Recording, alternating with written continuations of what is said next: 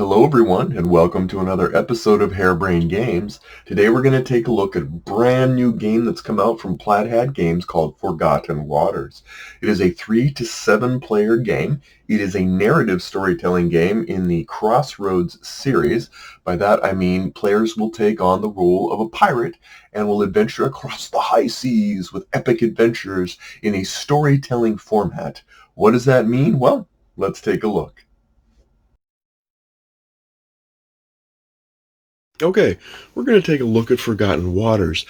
I'm going to warn you now that there are pieces and elements you might not want to see based on my layout. I have laid out the very, very first scenario.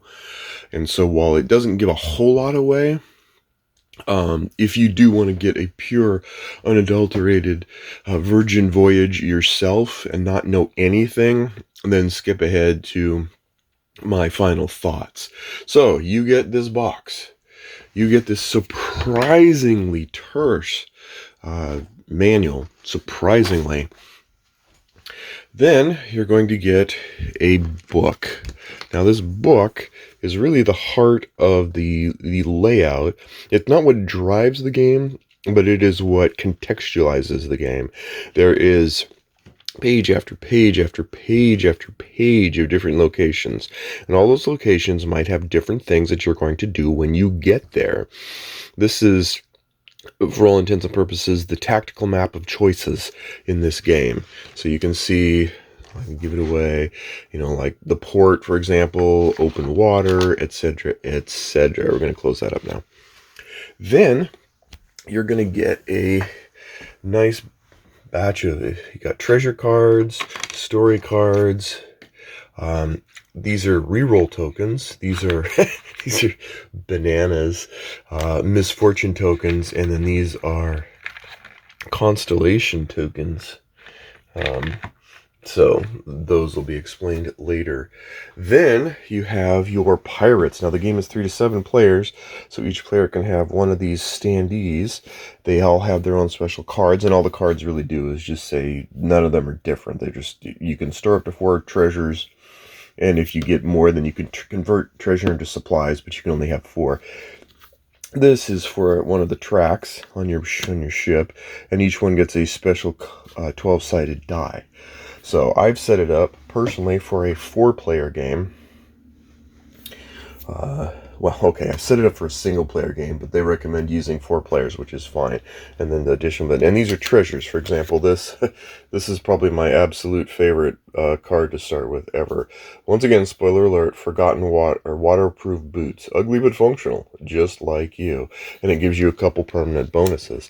Now, the heart of it is when you decide to be a character, you get to pick one of these sheets, and you'll have to reorder them once you run out. But I decided to be the alchemist pirate, Bubbles McCoy. I have special abilities, and here you'll have a skill track, and so certain die roll will be modified by skills that you upgrade over the course of various missions, and you add the die roll to your skill plus any other cards to decide how well you do at a given task. Notice I say how well you do.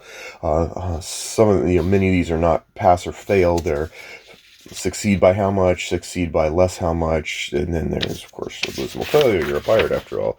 You have a storyline that you fill in the blank, so it's sort of a Mad Lib thing, and then you have events. Once you generate constellation events enough, certain things happen in your personal life. This is where each pirate can have a personal experience, even though they're sharing the story of the glory.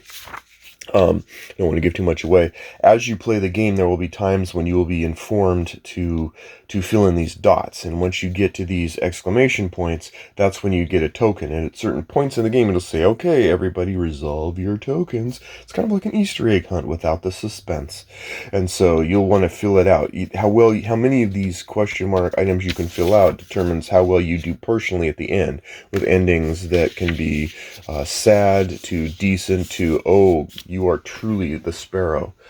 And then everybody gets a ship. For missions, they get a ship. place, and then you'll fill that out. You get to choose your own name. Of course, I chose appropriate one. And then certain keywords will be written down that you'll refer to later, and then there's certain events that happen along the way that get told to you. Now, all of these are just constituent components to go over. Oh, save game too. If you want to save your game, because some of these missions are quite long, this gives you everything you need to be able to write down what to do, so you can come back and finish the scenario later. Now, a lot of the time, now, generally speaking, if you're playing with all 7 players, then someone's going to get one of these roles and they just take care of it on their own. If you're doing it solo, well, you're on your own. So these boards here are your ship. And so you're going to have your gunner. Obviously, you know what they do. They location dials and cannons. You have cannons you can buy over the course of time. Quartermaster. This is where multiple players will have multiple of these tracks, and there are different benefits and side effects for whoever's got the most infamy and etc. And as you gain infamy, you shift around the well, multiplayer games, you'd be shifting around. So if you gained a little extra infamy, then you'd take the place of the person in front of you, etc. Single player and 2-player variants, thankfully, are a little bit different. And then the lookout is where your actual objective is. I'm going to hide the objective. And so you will, this is kind of a threat system. You don't fill it up and then the game's over with 5 threat. It works differently. You fill up your threat, and then at certain points, again, you're going to be asked to evaluate your threat. And if your threat is greater than what this objective card says is acceptable, then you start receiving threat events. And at a certain point, too many threat events, and you're doomed. Finally, you have the heart of it. This is what pulls most of it together spatially in the analog sense, is you have this ship, you have this layout. Once again, this is the start. I'm going to take these away because that's kind of a giveaway. This is the static setup for mission 1. Not too much of a surprise, and this hopefully won't give anything away, but as you explore the map, you are going to take these, you can scout or you can explore. You're going to take these tokens here and lay them out and start opening them up and sometimes moving your ship into these areas. Some of these can be things like heavy fog. Well, I guess that isn't too giveaway. I think I just, whatever. I did scouting, so I scouted these 2 directions. So once you have these events will happen here that will affect how your ship travel goes. Now, all of this sounds great, except we haven't really gotten to the point yet where we're talking about what the driving force is for all of these, and that is, if you'll indulge me a second to type in my password, that is this app here. This web page. This is what you have. Here's some variants. Oh, cool! They just updated. Extra player sheet. There's basically the application that drives it is right here. Play now. You select the scenario. Everybody starts with this one, in my opinion, and this is what tells you to set it up. No, it's not. Blah, blah, blah. Let's not do that. I don't want to give it away. Give it away now. So this drives it, but you're going to find, I'm not going to give too much of this away. I wish I could, but I'm not going to because I don't want to spoil it. But you start a timer, and that's when you make choices on your map. Let me explain. When you have these, you flip over a page, and you're going to have some actions, and you're going to give each player one of the actions. Some of it might be, hey, your pirates are hungry. Hey, go talk to the captain. Hey, imagine Pirates, the Sid Meier game, how you'd go into port and you'd have all these choices. Well, you would have this many amount of time to do that, and everyone has to decide. The idea is you flip the page and you don't think about it too much. That might be, I mean, it's the only part of the game that actually does rushing. And if you can get it done in time, you don't have to take have a problem with what's called discontent. If you take too much time, then discontent will rise. If discontent ever meets crew, well, game's over. If supplies drop down, things can happen. And then, of course, if you take enough damage, I should explain these more, then you get 0. Once it gets to 0, kapoosh, you're done. So that's it. The game itself will have points when you'll say, hey, type in a number. And you type in a number, and it will give you a story. Now, this is what's really cool. The storyline is textual, and it gives you a bit or piece of what's going to happen. Sometimes it gives you a choice. Other times it directs you. And the first mission actually narrates it with what is like the best voice acting I've heard in a game yet, by far.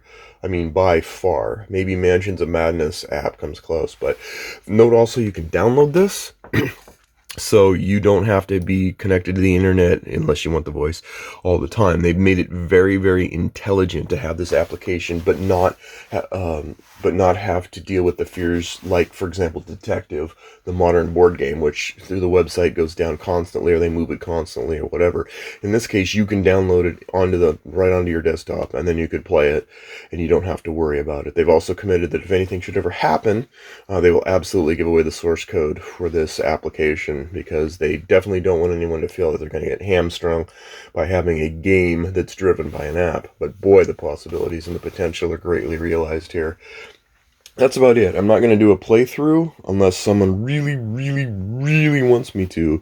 Then I will do it as a separate thing, because of the nature of this being a game that you want to learn about and explore, and develop secrets and learn things, crazy things in this game. I'm not going to give it away. I'm just going to give you this run through of what all the constituent pieces are, how they play together. But let's get into my final thoughts, having played this for quite a bit the last few days.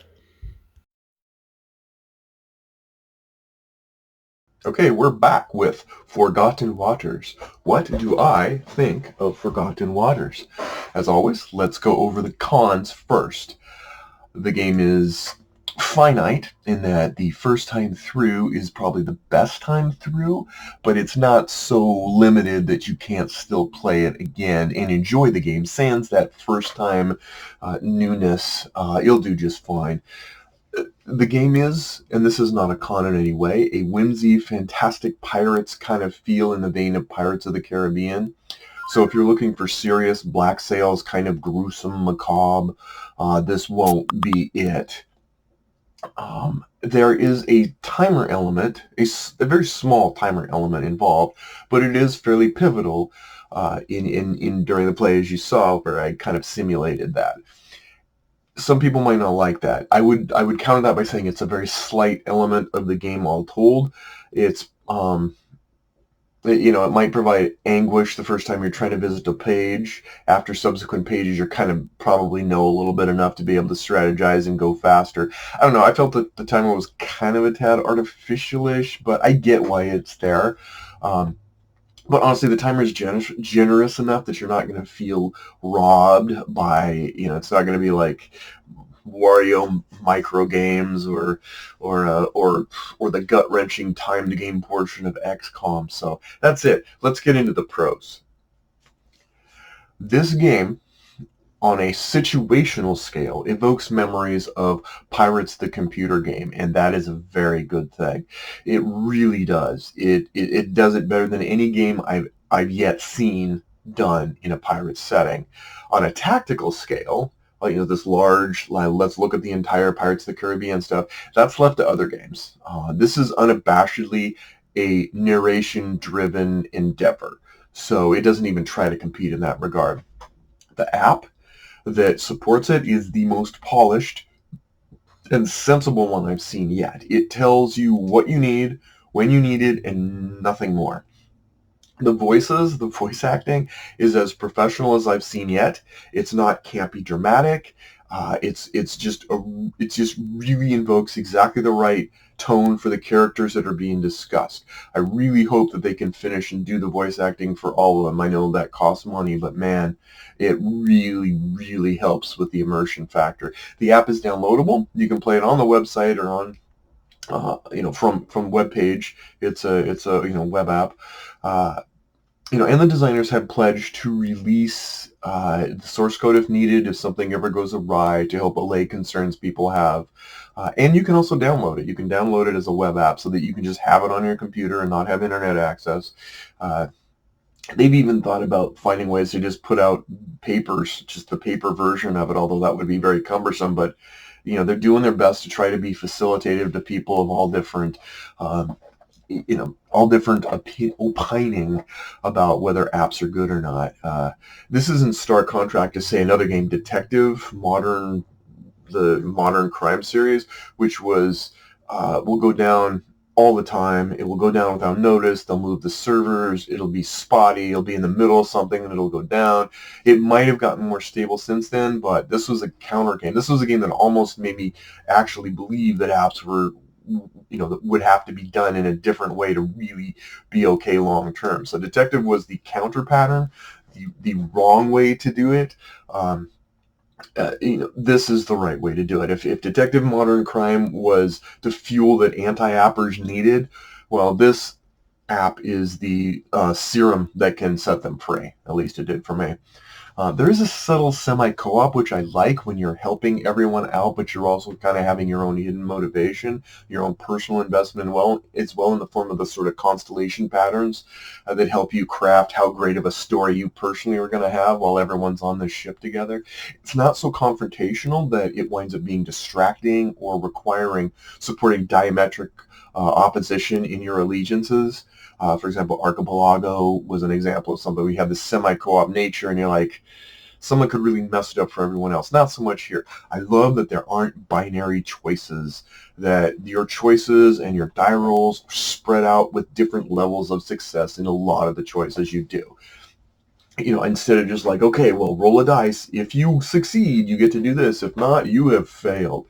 Instead, it's more of you've succeeded this much. You've succeeded less much. You've succeeded probably not much at all. And you really kind of bit on that one. I like that range. I like it a lot. I think it helps make it more interesting and less just chaotically binary. Like you have, you're given a range of possibilities instead of this gating system. Like, well, if I fail, I go here. If I fail, I go here. If I succeed, I go there. No, it's more like, okay, I did okay. I could have done better.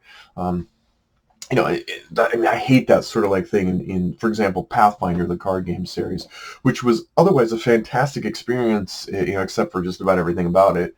But here you actually get that feel that you're rolling a die with less trepidation and more anticipation. Yes, there is a chance things could go really, really awry, but it's not a one way or the other, whiplash kind of thing. The storytelling system, the system itself. I've tried Legacy of Dragonhold to Tales of the Arabian Nights, Comanauts, Mice and Mystics, all those brands of storytelling narration games. And those systems that tried to let you play the narrative, they all have shortcomings with either the story, the game, or the junction between the story or the game.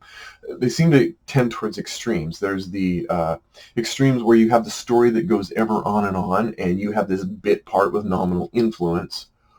Or you have a game that's feeding a story on the side that goes nowhere, or winds up being you have gameplay that's rich, and then it feeds into a story that doesn't really matter, where the story is of nominal influence. You've got these extremes. This is the best system yet for interweaving impactful choices into this film projector of a game that continues to run. It does it really well. There's bite-sized choices. Everything's woven in. Do a choice, see an action. There's just, instead of this sort of stark story phase gameplay. And beyond the storytelling system is, for this game, the storytelling itself.